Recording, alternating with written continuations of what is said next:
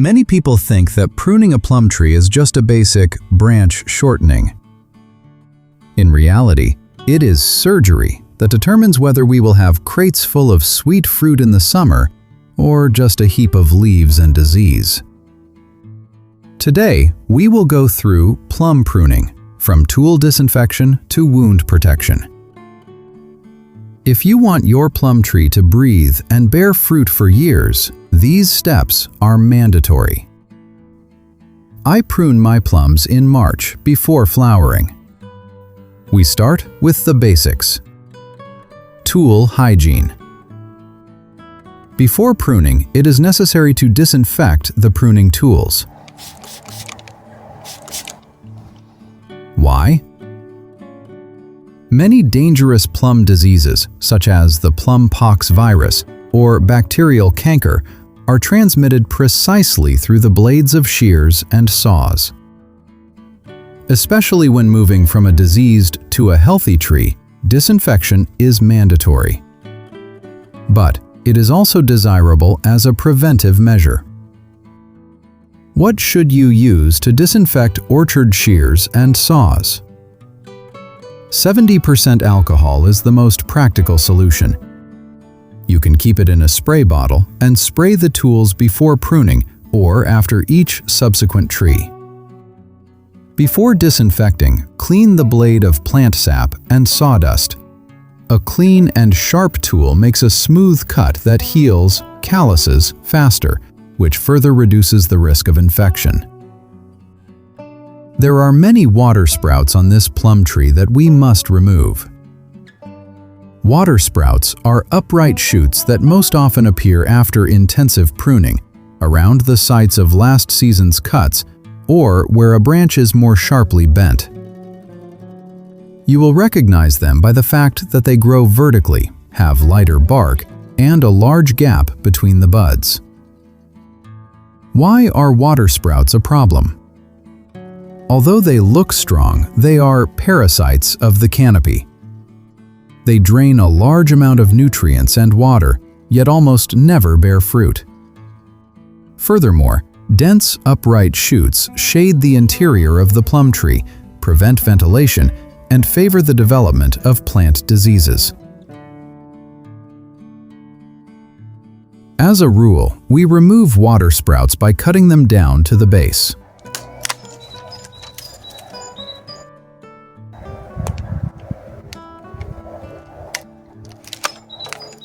The next branches we prune are those growing toward the interior of the canopy.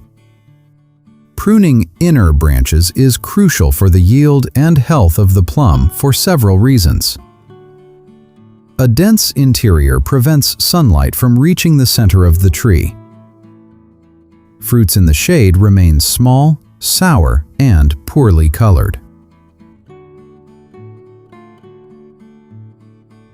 Poor air circulation creates a damp microclimate, which is ideal for the development of fungal diseases like Monillia and leaf spot. That is why I cut branches growing toward the interior down to the base. The tree thus directs energy and nutrients into productive outer branches that carry the crop. An airy canopy allows for better quality protective spraying and easier harvesting. If there is any dried fruit left from last season or dry branches, they must be removed, as they are a source of disease. Also, competing branches and branches growing downward are removed. Header branches require special attention because they determine the height and shape of the tree. If you let them grow without control, the plum will become too tall, making harvesting and spraying difficult. If the plum grows too high, the top is shortened to a lower lateral branch growing outward.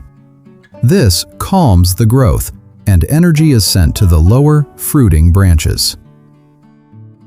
Removing shoots that sprout from the roots or the very base of the trunk, so-called root suckers, is one of the most important maintenance measures for plums.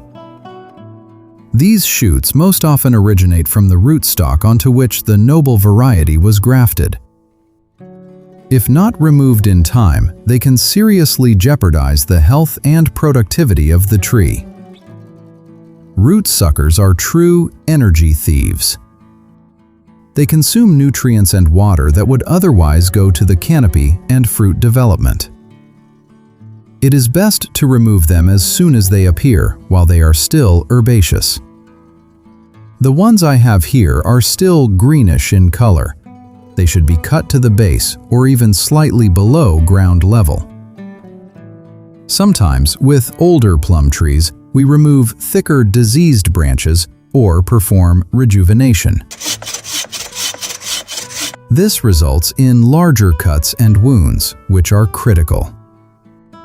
As soon as you finish pruning, larger wounds, usually those with a diameter over 1 inch, 2 to 3 centimeters, should be treated to prevent the entry of pathogens and loss of moisture.